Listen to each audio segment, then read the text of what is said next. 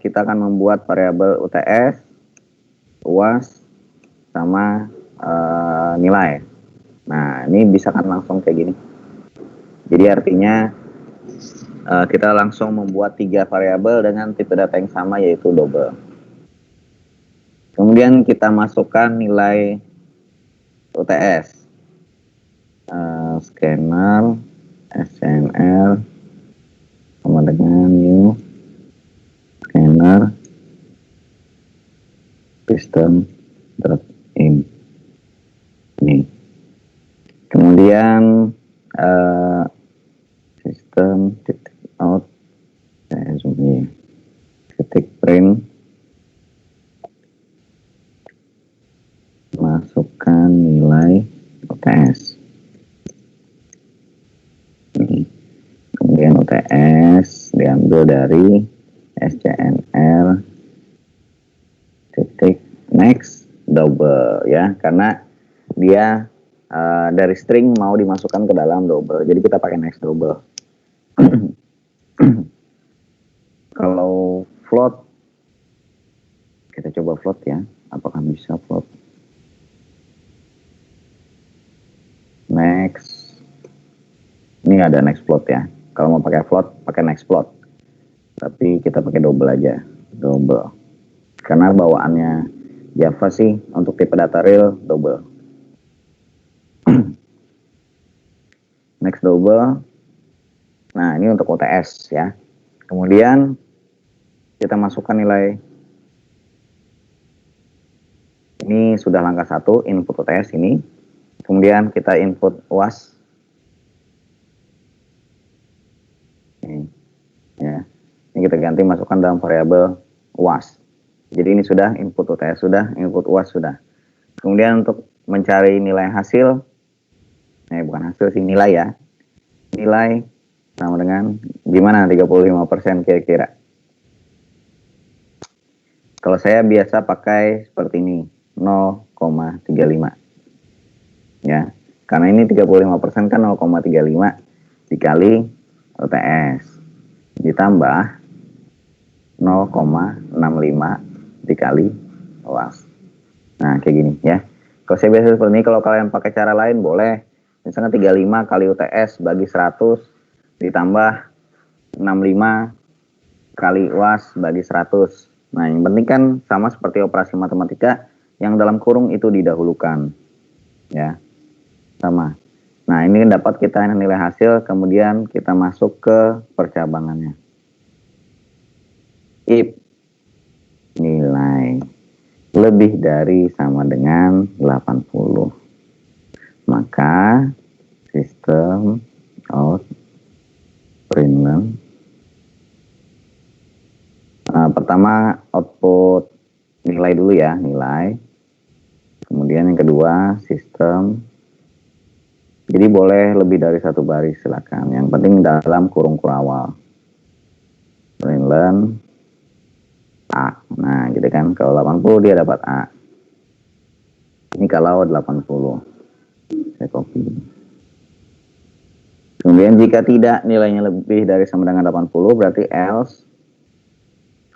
Kemudian kita kasih if lagi. Kalau lebih dari sama dengan 70, maka yang keluar adalah D. Kalau bukan itu, else lagi. Ditanya lagi, apakah lebih dari sama dengan 50? Kalau iya, maka tentukan C. Kalau tidak, else lagi. Apakah lebih dari sama dengan 30? Maka kalau iya, keluar D. Jika tidak, maka yang keluar adalah yang keluar adalah E. Nah, seperti ini. Kita coba jalankan.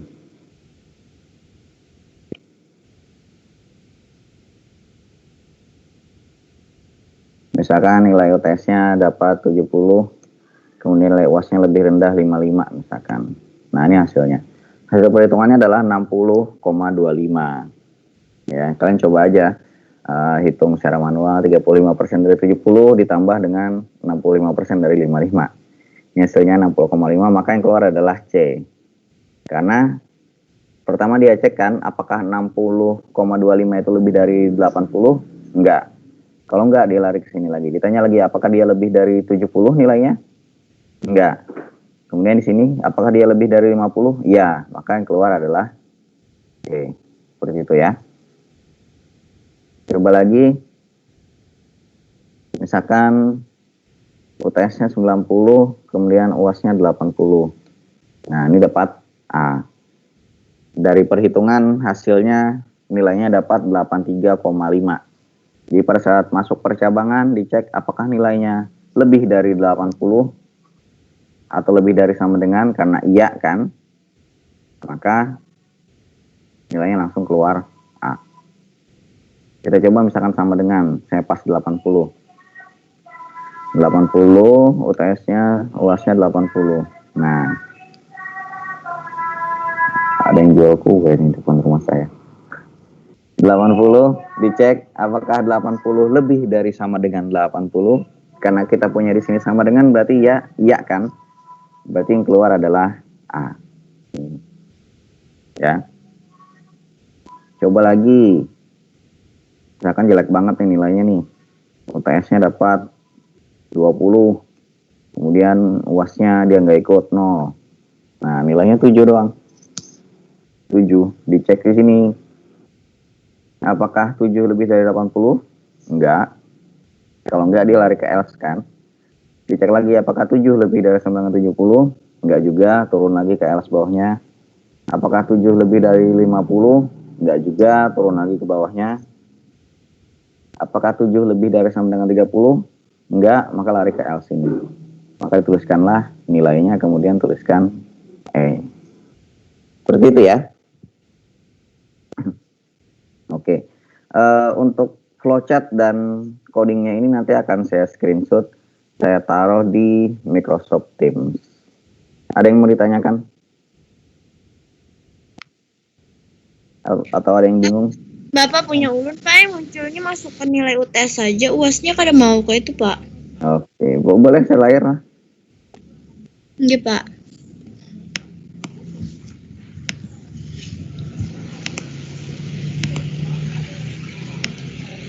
Ininya, Pak. Masukkan UTS saja ya? UTS saja, Pak. Coba masukin nilai UTS di bawah tuh. Ya. Ya. 40 misalnya. Nah, kan dia keluar. Dia gitu, enter. Buting. Gitu kan. Jadi dia satu-satu gitu loh. Dia nunggu enter dulu, baru dia keluar lagi yang bawahnya. Iya, makasih, Pak. Oke, sama-sama. Ada yang lain? Ada pertanyaan?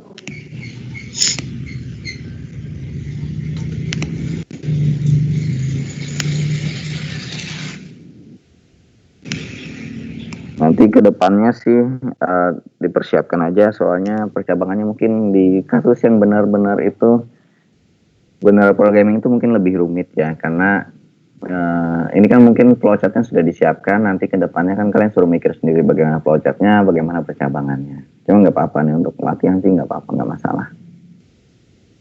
Ya, yang penting gimana ya, yang penting kalian kuat lah di percabangan sama perulangan nantinya ya. Harapan saya sih itu aja dulu untuk menghadapi semester-semester lanjut gitu loh. Karena mohon maaf ya, kakak tingkat kalian itu mungkin algoritmanya dia lemah gitu loh. Jadi pada saat naik semester makin lebih tinggi, makin gak karuan. Tuh. Jadi dosen-dosen makin geleng-geleng kepala kan, kok gini aja nggak ngerti gitu kan. Jadi ini memang tahun pertama saya ngajarkan algoritma, ya harapan saya sih kalian kuatnya di situ, minimal 2 itu. Percabangan, perulangan, 3 lah sama sekuensial kan. Ini kan gabungan ya. Sekuensial itu yang kita contoh biasa kayak kemarin. Yang menghitung panjang, volume bola misalkan. Sekuensial itu kan berurutan. Nah, jadi kan ada perhitungannya dicampur sama percabangan. Kayak gitu. Ya, jadi harapan saya kalian kuat di 2 itu. Pak. Ya. Kalian boleh nanya lah Pak, yang European cara lain tadi bisa dijelaskan lagi lah Pak. Cara lain menghitung pakai persenan tadi. Oh, pakai persen, boleh.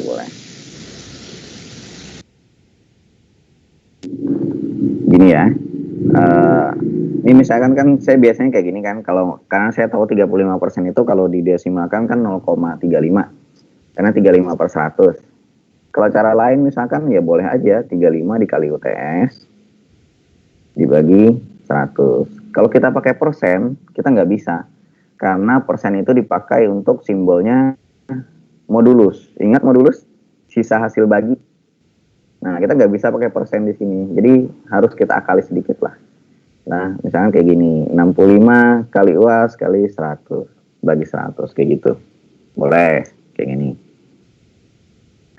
Atau gimana ya, perhitungan lain kan misalkan, jadi kira-kira aja bagaimana kalian menerjemahkan 35% dari UTS ditambah 65% dari UAS. Misalkan 35 dikali UTS dulu. Nah, gitu kan. Kemudian ditambah 65 dikali UAS. Kemudian di akhirnya ini ada kurung lagi di sini. Kemudian di akhirnya sama dibagi 100. Nah, ya. Yang penting kalian bisa menerjemahkannya, bebas persen itu bagaimana. Cuman kalau dalam penulisan simbol persen di Java itu artinya adalah modulus, sisa hasil bagi. Jadi kita nggak bisa pakai persen. Ya. Jadi Iya, Pak.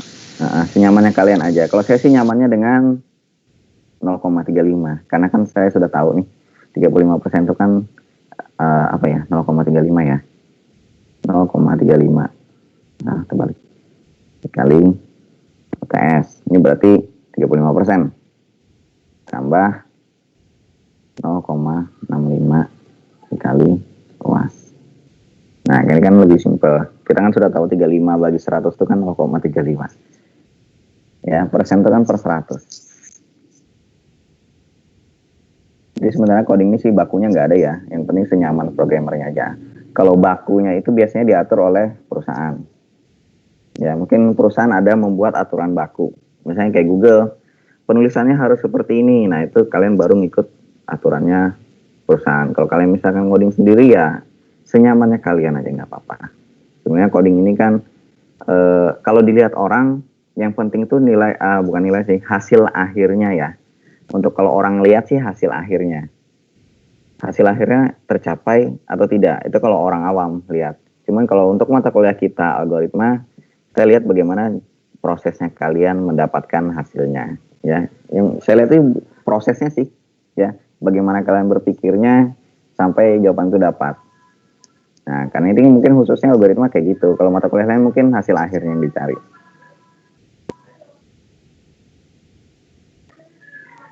Ada lagi mau tanyakan atau ada yang error?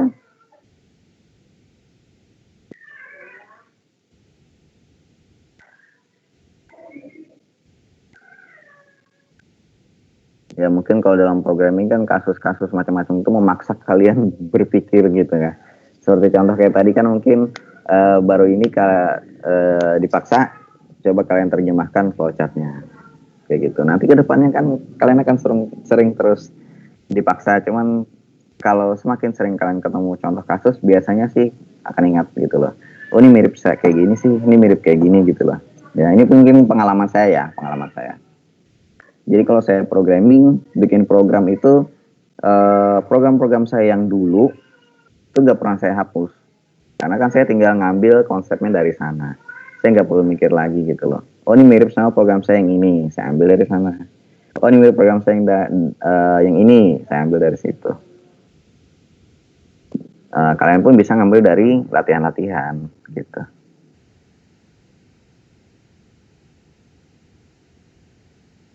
Kemudian untuk database sudah sampai mana sama kalian ngajar database ya Bapak Rozak ya? Bapak Rojak, Pak. Pak Rozak sudah sampai mana?